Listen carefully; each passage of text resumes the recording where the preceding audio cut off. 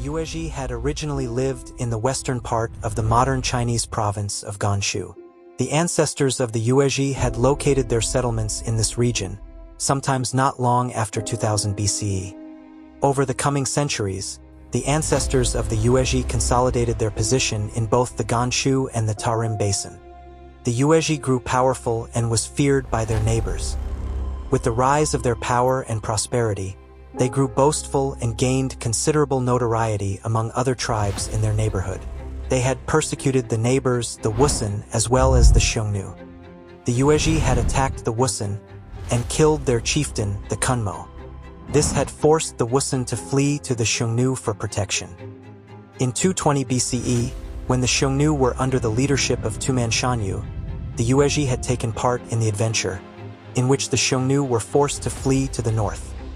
This persecution of their neighbors would later cost them their position in the Ganshu, and both the Xiongnu as well as the Wusun would avenge themselves for the wrongs that were done to them when the Yuezhi were at the apex of their power.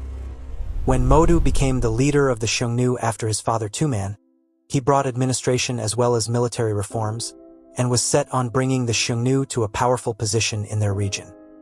When the Xiongnu became powerful at the hands of Modu Shanyu, he attacked the Yuezhi and defeated them in a series of battles. Sometimes around 162 BC, the Xiongnu under the leadership of Jizhu, Laoshang Chanyu, attacked the Yuezhi again, and this time defeated them utterly, and made their king's skull into a drinking cup. They lost their position in the Ganshu region, and the only option that was left for the Yuezhi was to leave the Ganshu and look for other locations for their settlements. This would result in the migration of the Yuezhi and would take them away from these geopolitics into a completely new environment, and there they would carve out for themselves a relatively powerful position. Sima Qian notes that following the decision to quit the Ganshu in 162 BC, a small number of Yuezhi who were unable to make the journey west sought refuge among the Chang barbarians in the southern mountains, where they are known as the Lesser Yuezhi. The Hanshu also mentions the Lesser or Shao Yuezhi and their assimilation with the tribes of the southern mountains. The Lesser Yuezhi might have been weaker elements that fled into the Tian Shan valleys for protection from the marauding Xiongnu. According to scholars, the Lesser Yuezhi probably represent an additional distinct tribal or ethnic subgroup within the broader Yuezhi confederacy. They may even have shared a closer common ethnicity or cultural bond with the Chang barbarians than they did with the ruling dynasty of the Yuezhi, preferring to return to the homelands of their fellow nomads in the valleys of the southern mountains rather than face an uncertain future in the west. The decision of the Yuezhi dynasty to migrate, despite still apparently having a substantial military force at their disposal, indicates not only the severity of the defeat but also several decades of declining Yuezhi fortunes in the face of evolving Xiongnu superiority and aggression. So leaving the Ganshu sometime in 162 BC, the Yuezhi headed northwest towards the valley of the Ili River, which drains into Lake Balkh. Where exactly on this valley? We have no idea. The Chinese sources tell us that the region was already populated by the Sai people, probably a group of Indo-Iranian-speaking Sakas. The Yuezhi, according to Bangu, attacked the king of the Sai. The king of the Sai had to move a considerable distance to the south, and the Yuezhi then occupied his lands.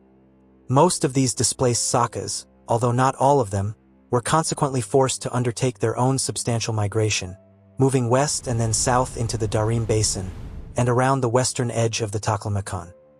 During the course of their migration, the main body probably splintered into a number of smaller groups, who occupied various oasis settlements, including Kashgar and Khotan, along the way. Many of the Ili Valley Sakas followed their king further south, crossing over the high and dangerous suspended crossing before conquering and settling in Kashmir. However, not all of the Sakas of the Ili Basin fled, and both the textual and archaeological evidence indicate a degree of assimilation into broader Yuezhi and later Wusun confederacies. The Yuezhi claimed the former Saka lands in the hope of permanently resettling there, and remained in occupation for some 3 decades. The dynasty must have thought that they had successfully migrated, having escaped the Xiongnu menace and relocating to fertile lands. The Yuezhi and their associated tribes probably resumed their former mixed semi-nomadic, semi-sedentary lifeways, and no doubt began to lose interest in affairs further to the south and east. However, the Kunmo of the Wusun could not forget the ill treatment of his people at the hands of the Yuezhi in 173 BCE, and he eventually sought permission from his Xiongnu overlord to pursue the Yuezhi into the Ili River Valley and avenge the wrong done to them.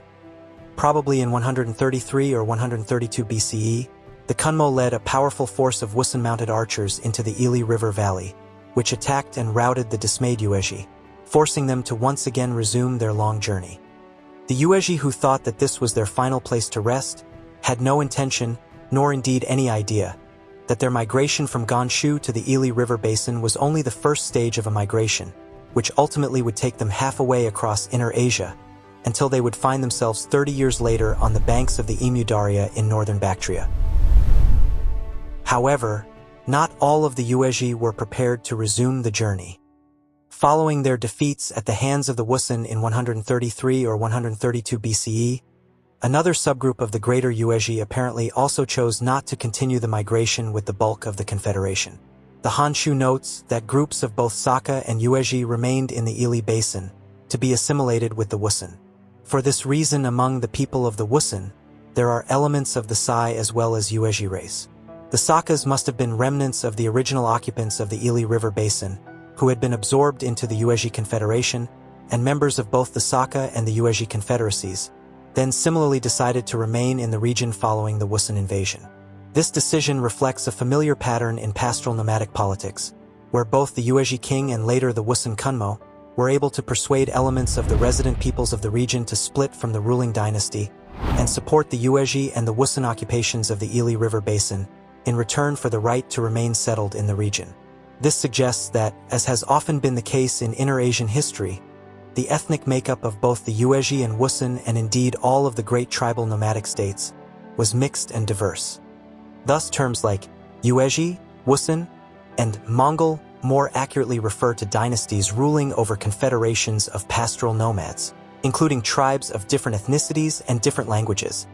And so in the same way, the five Yabgu, into which the confederation of the Yuezhi would later be divided, refer to groups that accepted the Yuezhi overlordship, and therefore in a sense were Yuezhi but not necessarily ethnically Yuezhi. So the entity that migrated to Bactria was little more than a ruling dynasty, along with the tribes that remained with them. This tradition of referring to a confederation of ethnically diverse people by the name of the ruling dynasty was well established in Central Asia, and would be continued in Bactria nearly 2 centuries later, when a new controlling dynasty that grew out of the Yuezhi confederation would assume power over the confederation and give their name to it, the Kushans.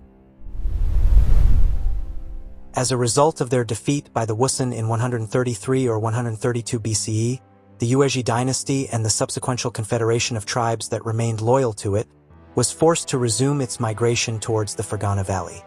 Here they may have wintered in the Asfara region before resuming their journey in the spring, traveling west and south into the Zarafshan Valley of Sogdia, and perhaps following it into the Samarkand and Bukharan oases.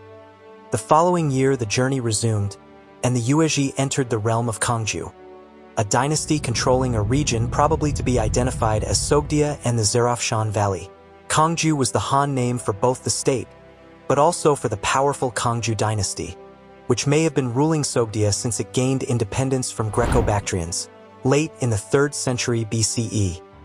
Both the Hanshu and Shiji imply some level of diplomatic interaction between the Yuezhi and the Kangju dynasties prior to the Yuezhi's arrival in northern Bactria.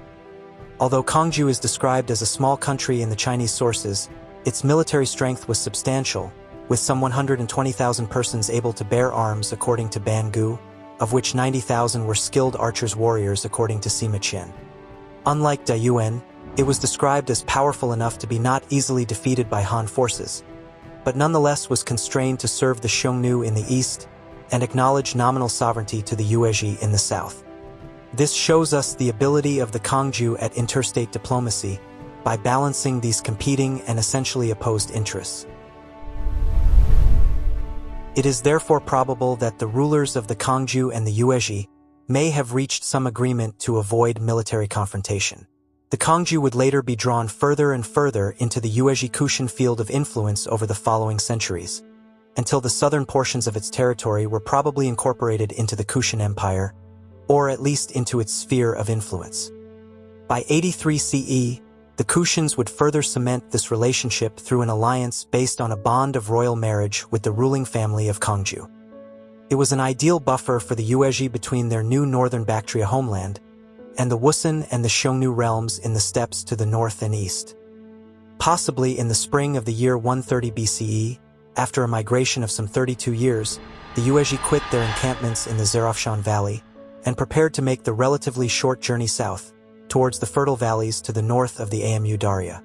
In order to settle there, however, they would be forced to evict a resident group of highly militarized Sakas. These Sakas were not the same Saka that were displaced from the Ili River basin earlier during their migration, and so these should not be confused with them.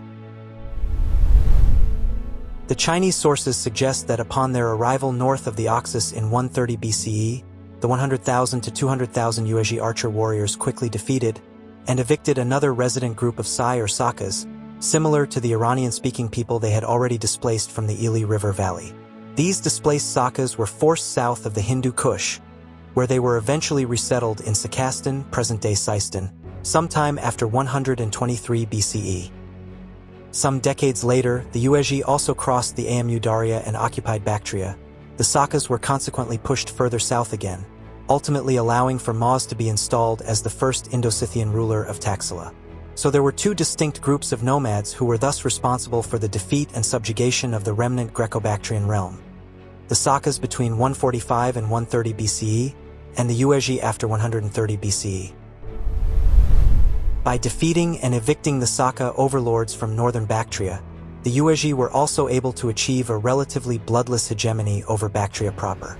The wall painting at Kalchayan suggests a fierce conflict between the Sakas and the Yuezhi in 130 BCE, but thereafter there is no evidence of any further necessity for the Yuezhi to inflict their military will upon Bactria south of the Amu Darya by force of arms. The mere appearance of hundreds of thousands of archer warriors on the northern border of the country was probably enough to bring them to subjection. Local rulers would undoubtedly have recognized that the Yuezhi were powerful enough to be worth accepting as symbolic overlords. The Yuezhi conquest of Bactria should thus be viewed as a further example of an often repeated Inner Asian historical scenario, the conquest of an agrarian society by a militarized pastoralist society. Like the Mongols in the 13th century, the Yuezhi had clearly remained highly militarized during the 3 decades of their migration from the Ganshu. Once conquered, the Bactrians were permitted to retain local rulers for their cities and towns, and they were also able to continue to conduct their lubricative markets, particularly in the capital of Bactria, called Lanxi in the Chinese sources. The Yuezhi knew the benefits of the trade, who must have witnessed the value of trade firsthand along the major routes that they had followed during their migration, as well as being personally acquainted with its benefits, through their own possible experience as jade and horse traders in the Ganshu and Tarim Basin. This experience, along with the example of both the urbanized sedentary existence of the Bactrians and their extensive and flourishing mercantile lifestyle, may well have played a major role in influencing the majority of the Yuezhi Federation to abandon nomadism and adopt the more settled mercantile lifestyle hinted in the Hanshu. By the mid-1st century of the Common Era, the Yuezhi Kushans would also adopt the great trade entrepot of Bactria as their capital.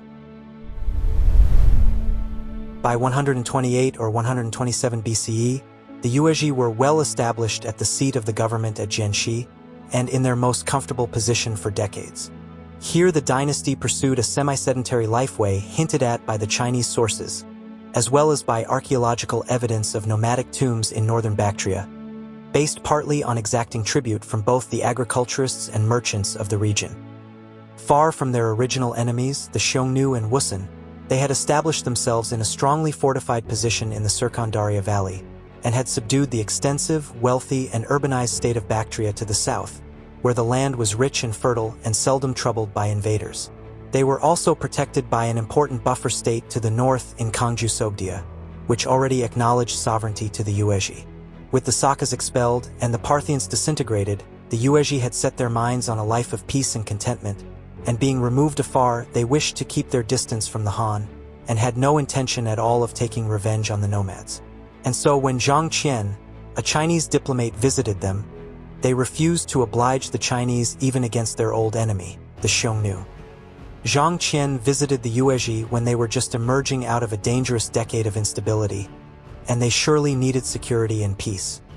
The Yuezhi were left to consolidate their position north of Imu Darya and to exploit the resources of the fertile river valleys of the region until perhaps 80 BCE, when their circumstances would change.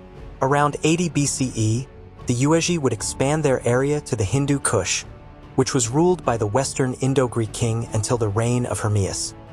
The next big event in the history of the Yuezhi would be when one of the 5 Yabgu, which made up the Yuezhi confederation, would rise and take over the other 4 and become a single ruling dynasty known by the name the Kushans, which we will discuss in the next upcoming videos. I hope you've enjoyed the video, and thanks for watching.